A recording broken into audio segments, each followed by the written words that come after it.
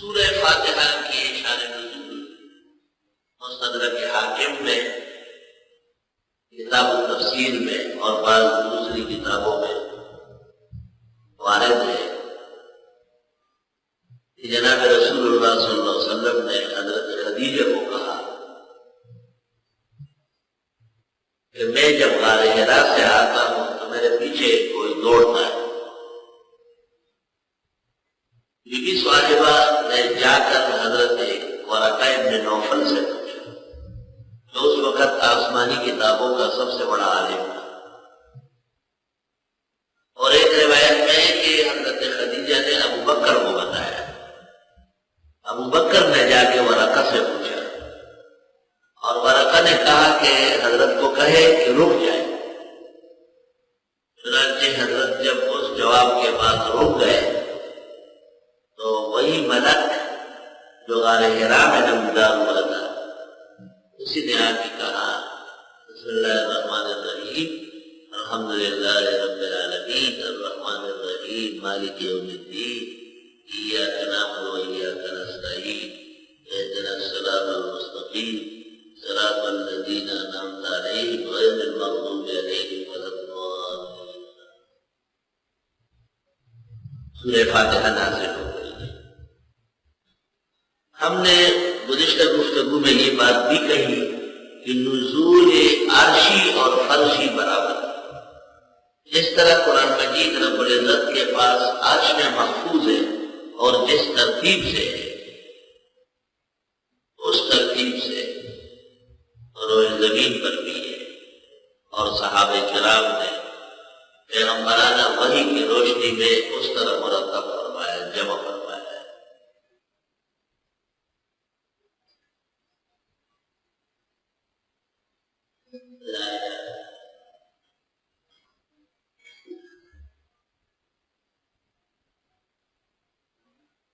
چند سال پہلے کیونکہ بہت طویل مقدمہ پڑھاتا تھا تو اس میں یہ بات بھی کرنی پڑی کہ یہ سورتوں کے جو ترتیب ہے کہ موجودہ ترتیب میں پہلی سورت فاتحہ ہے، دوسری بقرہ ہے، تیسری آل عمران ہے، چوتھی نساء ہے، پانچویں مائدہ ہے، پھر انعام ہے، اعراف ہے، انفال ہے، توبہ ہے، یونس ہے، ہود ہے، یوسف ہے، رعد ہے، ابراہیم ہے، ہجر ہے، نحل ہے، بنی اسرائیل ہے، کہف ہے، مریم ہے، طٰہٰ ہے، انبیاء ہے، حج ہے، مومنون ہے، نور ہے، فرقان ہے، شعراء ہے، نمل ہے، قصص ہے، کبوت ہے، روم ہے، سجدہ احزاب الی آخر القرآن۔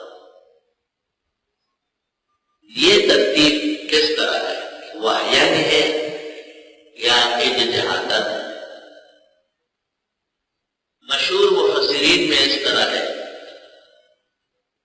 کہ آیات کی ترتیب جسے ترتیب کہتے ہیں وہ تو وہی سے ہے،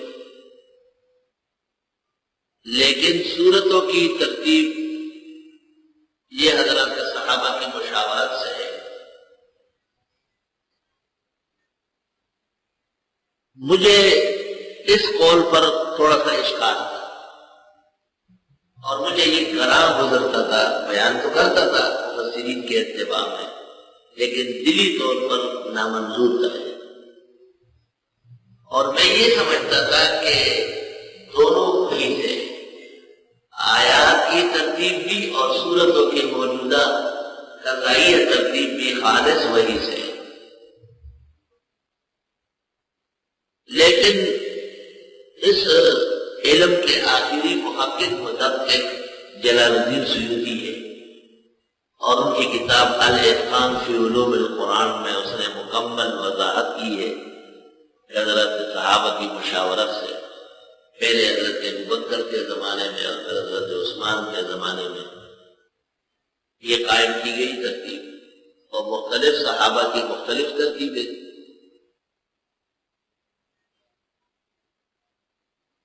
ایک دن میں نے جب دورہ تفسیر والوں کو پڑھایا تو اس دن میں نے یہ بھی کہا کہ جلال الدین سیوطی کو کی شان نہیں تھی کہ ایسی غلط بات دے دیا، صحابہ کہاں ترتیب قائم کر سکتے تھے، صحابہ قرآن پر آگے امت سے بڑھ کر ایمان رکھتے تھے، اور یہ اس نے سقیم کھول لکھا ہے، لیکن بہرحال اثر مجھ پر بہت زیادہ تھا، کیونکہ ایک اتنے بڑے آدمی کی تحقیق رد کرنا کوئی آسان نہیں۔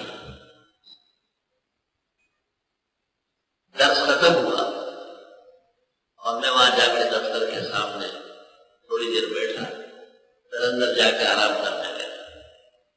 میں نے خواب دیکھا کہ جلال الدین سیوطی رحمۃ اللہ علیہ فرماتے ہیں کہ آپ کا شکوہ بجا ہے اور اتقان میں غلط لکھا گیا ہے، میں آپ کو ایک اور کتاب بھیج دیتا ہوں، کل کے درس میں آپ اس کا اعلان کریں۔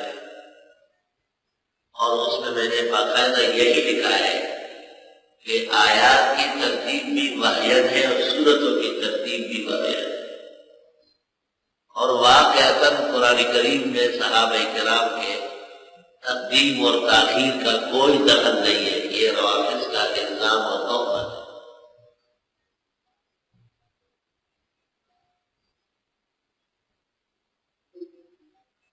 خواب دیکھتے ہی ایک دم بیدار ہوا اور باہر آیا۔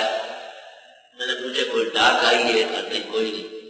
میں نے کہا کوئی کتاب کہیں سے آئی؟ کہا نہیں۔ اچانک بتا دیا گیا کہ قاضی محمد حنیف صاحب سرگودے سے آئے اور غرفۃ المدرسین میں آرام کر رہے ہیں۔ میں نے کہا بلا دو۔ جب وہ تشریف لے آئے میں نے کہا کوئی کتاب لائے؟ انہوں نے کہا 2 بوری کتابوں کی لائے۔ میں نے کہا کھولنا شروع کیا، ایک ایک کتاب دیکھتا گیا۔ اس سے میں نے پوچھا کہ جلال سیوطی کی علوم قرآن میں کوئی کتاب ہے؟ کہا نہیں۔